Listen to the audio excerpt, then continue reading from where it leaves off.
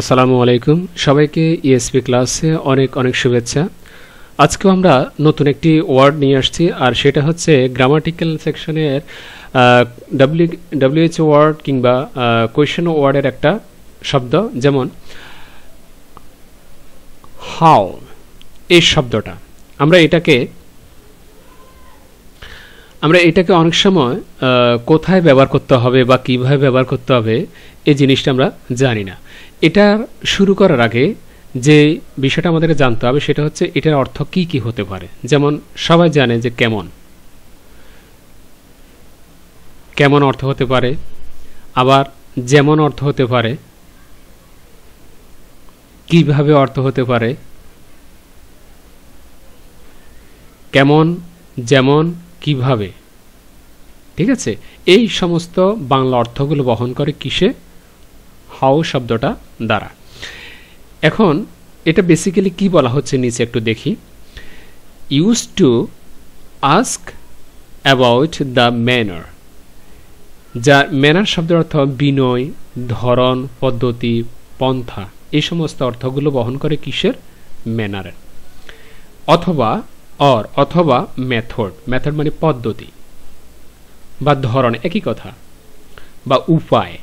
ঠিক আছে, এই সমস্ত অর্থগুলো বহন করে। সোজা কথা হচ্ছে আও দিয়ে মূলত ম্যানার আর অথবা মেথড এই বিষয়টা কি হয়? প্রকাশ পায়। প্র্যাকটিক্যালি আমরা সেন্টেন্সে দেখি। প্রথম সেন্টেন্সটা হচ্ছে যে যেখানে তিনটা সেন্টেন্স দেখা যাচ্ছে, তারপরও আমি বাহিরে একটা সেন্টেন্স লিখি, যেমন হাউ আর ইউ। এটা একটা কমন একটা প্রশ্ন, যেটা আমি হাউ দিয়ে করলাম। এখন তোমাদের কাছে প্রশ্ন, এখানে আমি একটা ফুল স্টপ দিলাম সেন্টেন্সটার শেষে যেহেতু ফুল স্টপ দিলাম, কোনো প্রশ্নবোধক চিহ্ন আমি দিলাম না। এখন এটাকে সেন্টেন্স সাধারণ সেন্টেন্স হলো না প্রশ্নবোধক বাক্য হলো? কোনটা হলো? যদি আমি প্রশ্নবোধক চিহ্ন দিই সেক্ষেত্রে এটা প্রশ্নবোধক বাক্য হবে। যদি প্রশ্নবোধক চিহ্ন না দিই সেক্ষেত্রে এটা প্রশ্নবোধক বাক্য হবে না, শুধু ফুল স্টপ দিলাম। যদি ফুল স্টপ দিই সেক্ষেত্রে এটার অর্থটা কেমন হবে? হাউ আর ইউ, তুমি যেমন আছো।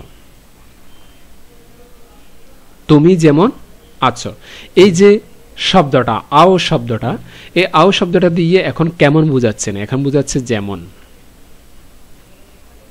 ক্লিয়ার? এখন আসো, প্রশ্নবোধক যখন দিব তখন হবে যে কেমন।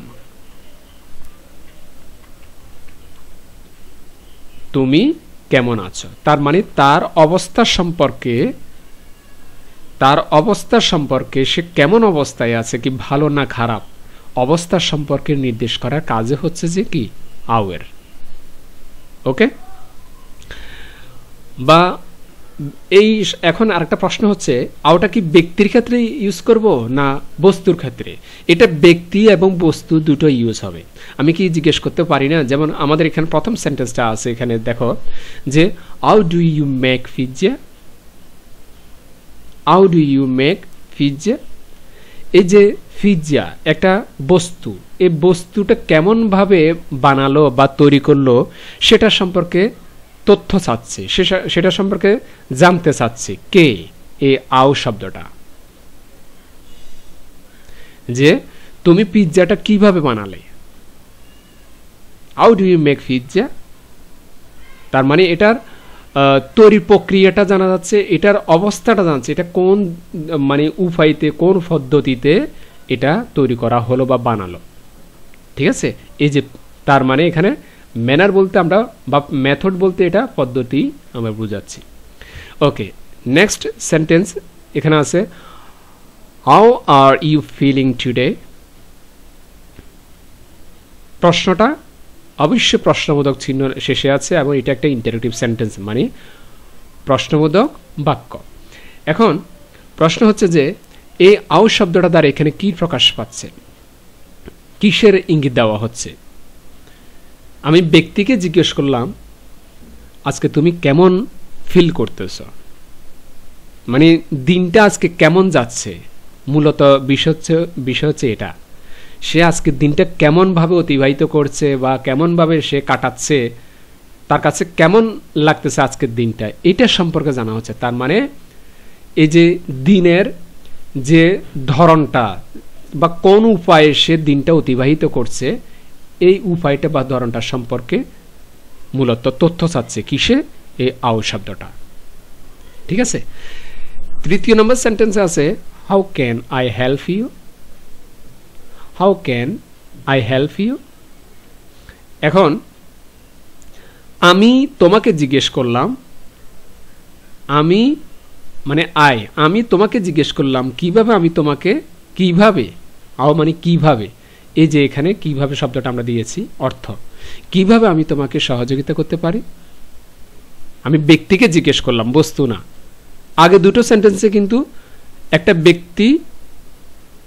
ব্যক্তির অবস্থা বা সে কেমন অনুভব করতেছে বা কেমনভাবে কাটাচ্ছে এটা একটা জিজ্ঞেস করলাম, আর একটা জিজ্ঞেস করলাম যে বস্তুর সম্পর্কে, যে এই বস্তুটা কিভাবে সে তৈরি করলো এটা। আর তৃতীয় সেন্টেন্সে ব্যক্তিকে জিজ্ঞেস করা হচ্ছে, অর্থাৎ তাকে আমি কিভাবে সহযোগিতা করতে পারি। How can I help you. কিভাবে, এই যে ধরনটা, এই যে পদ্ধতিটা, এটার সম্পর্কে বারবার তথ্য দেয় কিসে? আও শব্দটা। এখন আমি যেমন কখন অর্থ বহন করে সেটা আমি দেখিয়ে দিলাম, কেমন কখন অর্থ হয় সেটাও দেখিয়ে দিলাম, আবার কিভাবে অর্থ প্রকাশ করে কোথায় সেটাও দেখিয়ে দিলাম। আশা করি তোমরা এটার সঠিক ব্যবহারটা তোমরা জানবে। এরপরও যদি তোমাদের এটা সম্পর্কে যদি কিছু জানতে চায় অবশ্যই কমেন্টসে জানাবে। এছাড়াও আমাদের ইএসপি ক্লাস অফিসিয়াল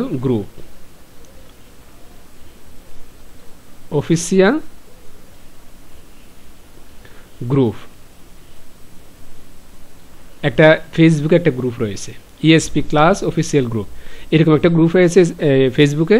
তোমরা ওই গ্রুপে জয়েন করে বিভিন্ন ধরনের প্রশ্ন করতে পারো। এছাড়াও একাডেমিক পর্যায়ে যদি তোমাদের কোনো কিছু প্রয়োজন হয়, ক্লাস কিংবা নোটস বা এই যে ক্লাসগুলো করাচ্ছি, লেসনগুলো দিচ্ছি, এগুলোর যদি পিডিএফ দরকার হয় তোমরা আমাদের থেকে নিতে পারবে ফ্রিতে, কোনো টাকা পয়সা লাগবে না, শুধু জয়েন করতে হবে ওখানে, আর পরস্পরকে শেয়ার করে দিতে হবে আমাদের গ্রুপের লিঙ্কটা। ঠিক আছে। আর অবশ্যই ইউটিউব চ্যানেলটা তোমরা সাবস্ক্রাইব করে রাখবে, যাতে করে এভাবে নতুন নতুন ক্লাসটা তোমরা পাও, সেটা দিয়ে যাতে করে তোমরা উপকৃত হতে পারো। খোদা হাফেজ, আসসালামু আলাইকুম।